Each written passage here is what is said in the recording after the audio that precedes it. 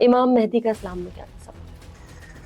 دیکھیے اس کو ذرا طویل تصور ہے، مختصراً فی الحال بیان کرتا ہوں آپ کے سامنے. دیکھیں ہمارے پاس دو تصورات ہیں امام مہدی کے بارے میں. ایک چیز بالکل کامن ہے، نجات دہندہ، انسانیت کو فریڈم دینے والے، انسانیت کو ظلم سے نجات دلانے والے، یہ کامن فیکٹر ہے. مسلمانوں کے عقائد میں دو فرق ہیں، برادران اہل سنت، برادران اہل تشیع، شیعہ حضرات اور سنی حضرات میں صرف عقیدے کا ایک فرق ہے.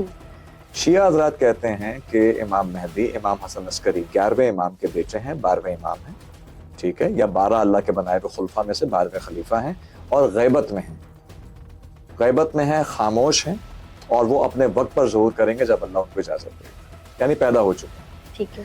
سنی حضرات کے پاس یہ ہے کہ ابھی پیدا ہوں گے، یا اگر ہو چکے ہیں نیئر پاس میں پیدا، تو وہ ابھی خاموش ہیں. ظہور کے دونوں قائل، ولادت اور اس کی بات نہیں کرتے، ظہور ہوگا خانہ کعبہ میں مقام ابراہیم اور حجر اسود کے درمیان، اور لوگ انہیں پہچانیں گے اللہ کی دی ہوئی نشانیوں سے.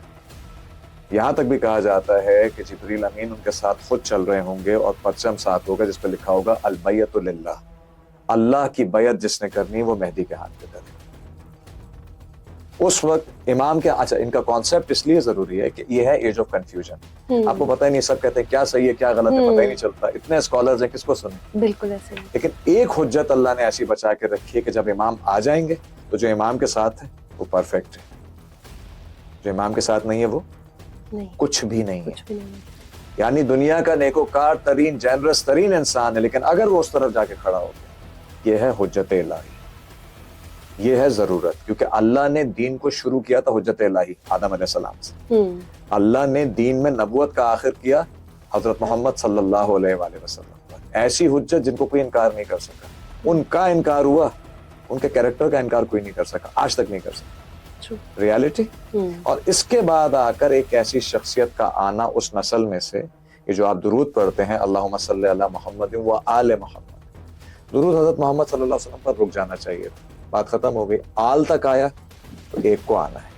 اچھا دوسرا ڈفرنس جو دونوں سوچوں میں ہے وہ یہ ہے کہ شیعہ حضرات کہتے ہیں کہ امام حسن عسکری کے بیٹے ہیں، اور سنی حضرات کا یہ عقیدہ ہے کہ سادات میں سے ہی ہوں گے، بنو ہاشم سے ہوں گے، لیکن امام حسن علیہ السلام کی نسل سے ہوں گے. امام حسن علیہ السلام. اور مزے کی بات یہ ہے کیونکہ امام حسن اور امام حسین کی دونوں اولادوں کے آپس میں شادی ہوئی، اس سے چوتھے امام آئے دنیا میں، امام زین العابدین. تو نسل تو ویسے ہی ایک ہو گئی. تو یہ کوئی ڈفرنس نہیں ہے، کوئی لڑائی کی بات نہیں، لیکن کوئی کانفلکٹ نہیں ہے. اصل بات یہ ہے کہ اللہ نے مشتبہ کرنا بھی تھا. جیسے نبی صلی اللہ علیہ وآلہ وسلم کا پیدائش کا مقام نہیں بتایا کسی کتاب میں، توریت زبور انجیل میں کیا ذکر تھا؟ کھجوروں والی زمین کا رخ کریں گے. تو یہودی جمع ہو رہے تھے، کیوں؟ کیونکہ وہ مارنا چاہتے تھے.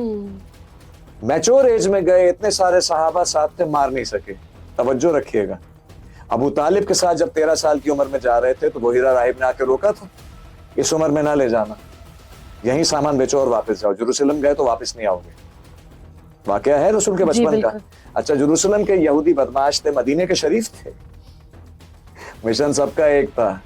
رسول خدا میچور ایج میں تھے، مضبوط تھے، چاروں طرف ایک جتھا تھا، ایک طرف حمزہ، ایک طرف علی، اور اتنے سارے صحابہ. کیا کرتے؟ کمپرومائز کیا، سازشیں کی، بالآخر نکالے گئے. ان کو آخری نبی سے بھی نفرت ہے. یہ آج تک عیسیٰ علیہ السلام کو نہیں مانا ہے. عیسیٰ علیہ السلام کے بجائے یہ اینٹی کرائسٹ جس کو دجال کہا جاتا ہے اس کی تلاش ہے. وہ اس کو اپنا کرائسٹ مانتے ہیں، نعوذ باللہ. اللہ کی حجت کو جب آپ انکار کرتے ہیں نا تو دجال جیسی ذلت آپ کا مقدر بن جاتی ہے. یہ یہودیوں کو ان کے انکار کا عذاب ملتا ہے. صحیح. مزید ویڈیوز اور پوڈ کاسٹ دیکھنے کے لیے ہمارا YouTube چینل سبسکرائب کریں. کیور پاکستان، لیو لانگ پاکستان.